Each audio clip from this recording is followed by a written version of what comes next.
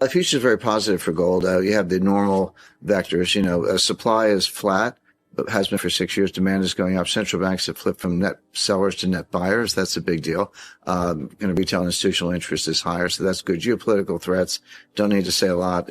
From the U.S. perspective, Iran, China, North Korea, Venezuela, Russia, you name it. So that's the vector. But the biggest driver right now is what I referred to a few minutes ago: negative real rates. Because gold, as a form of money, which is how I view it, competes with other competes with other instruments, treasury bills, et cetera. Well, if they have high yields and gold has no yield, you want the treasury bills. But if interest rates have negative yields and gold's just flat, gold looks more attractive. So that's the main driver, and that's going to continue. Everyone's like, well, the gold is up, gold is down. So what do you mean when you say that? And they're talking about the dollar price of gold. And it's like, okay, so the dollar price of gold is up or down.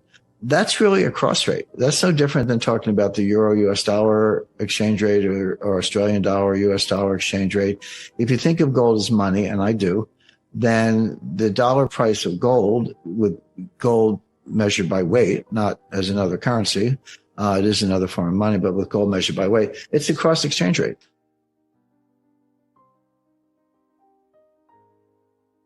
When the price goes up, I would say that what's really happening is the dollar is going down.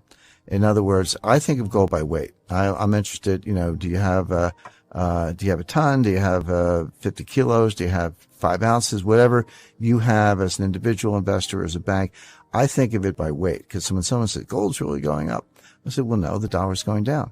You need more dollars to purchase a fixed quantity of gold, which means the dollar's worth less. And when people say gold's really going down, I say, no, the dollar's worth more, and you need fewer dollars to purchase a quantity of gold.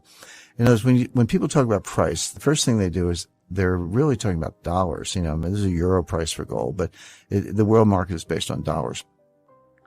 You're privileging the dollar as the numeraire. The numeraire is your counting system. Is it yards, inches, feet, whatever? And if you put the dollar first and say gold is in dollars and it's going up or down, I think you have it backwards. I think you need to put gold first by weight. And then if it's worth more, the dollar's going down. If it's worth less, the dollar's going up. And so when you say gold is going up, let's say it went to $2,000 an ounce, everyone say, oh, the price of gold went up, just went up 10%. Well, did it, or did the dollar go down? The way I would phrase it is, it used to be $1,800 to get an ounce of gold. Now it's $2,000 to get an ounce of gold, or, your dollar got you 1/1800th of an ounce. Today, it only gets you 1/2000th of an ounce. In other words, gold didn't do anything. It's a metal. It's an element, atomic number 79. What happened was the dollar got stronger. So a stronger dollar is a lower dollar price for gold, and a weaker dollar is a higher dollar price for gold. So when people talk about gold going up, what they're really talking about is the dollar going down. We have new numbers regarding how much gold central banks are buying, 400 tons in Q3 this year, records and numbers we haven't seen since the 80s. Yet we don't know some of those mystery buyers. Obviously, the theories are that they are Russia and China. Now China's non-transparent. Russia is much more transparent, although Russia is starting to be opaque a little bit because they're in a war. But you can see the inflection point is 2010. So from 1970 to 2010, it's a long stretch, 40 years, central banks were net sellers. It didn't mean everybody sold everything, but Switzerland's down 1,000 tons. U.S. was down 1,000 tons after losing, 8,000 tons, 11,000 tons between 1950 and 1970. It was down.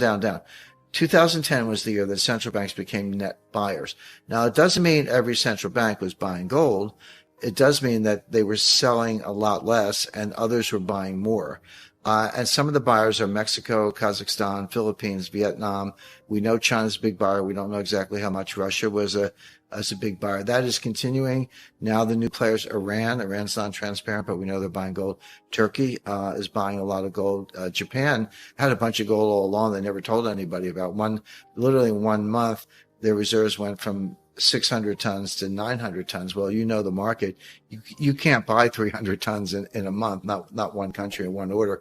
But they had it all along, but they decided to reveal it, put it on their balance sheet. So Americans don't seem to like gold. I'm not sure Canadians feel much differently, or others around the world. But central banks sure do, and I think that tells you something. There's huge demand for dollars all over the world, not because of the currency, but because of collateral, because of treasury bills. Banks need treasury bills to pledge as collateral for derivatives. It's the best collateral in the world. And if you don't have it, you're not going to be able to leverage your balance sheet as much as you would like. You're not going to be as profitable. You're not going to be able to support lending and investing, which is what banks in theory are supposed to do. To support the bloated balance sheets and to support the derivatives, you need collateral. And the better the collateral, the more leverage you can have. The best collateral in the world is a treasury bill. And so there's a mad scramble for treasury bills, which means there's a mad scramble for dollars to buy treasury bills. And that is coming from European banks. It's coming from Chinese banks, and banks around the world, but primarily European and Chinese.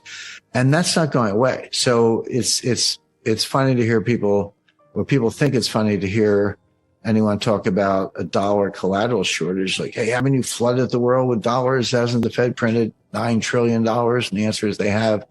But that's not the measure. It's a high multiple of that. It's the dollar value of all the collateral. Because in the repo markets, I pledge the collateral to you, and then you pledge it to somebody else, one of our colleagues, and then she pledges it to somebody else, et cetera. That collateral gets pledged 50 times and supports not $1 a balance sheet, but $50 a balance sheet for $1 of collateral. And so you restrict the collateral, you're restricting the balance sheet. The dollar as a reserve currency will not be deposed overnight, but as a payment currency, there's a difference between a reserve currency and a payment currency. Anything can be a payment currency. If I want to pay you with baseball cards and bottle caps and you're okay with that, then it's a currency. So all of these organizations are working on new payment systems right now, and they're going to start to roll them out this year and later. So that's going to be a radical change in how we pay for things. I can give you 20 reasons why the dollar should go down, but I'll give you one big reason why it won't, which is the demand for collateral. And so that's keeping the dollar constant, which is keeping the dollar price of gold constant, because gold doesn't change and the dollar's not changing. Now that'll break, and that'll break in favor of gold, meaning the dollar will get a lot weaker. It'll have to, but it's going to take a few months at least, because the U.S. economy has to get weaker, which it is. The Fed will figure this out maybe by September, next September. And then they'll ease a little bit and they'll try to weaken the dollar to try to give the U.S. economy a boost. But we're not there yet. So it's going to be, now that doesn't mean the price of gold is going down a lot. I'm just saying it's not going to go up a lot. It's going to chug along kind of sideways. But when it breaks, it's going to break big to the upside, because the dollar is going to go to the downside. But that's probably at least still a few months away, maybe longer.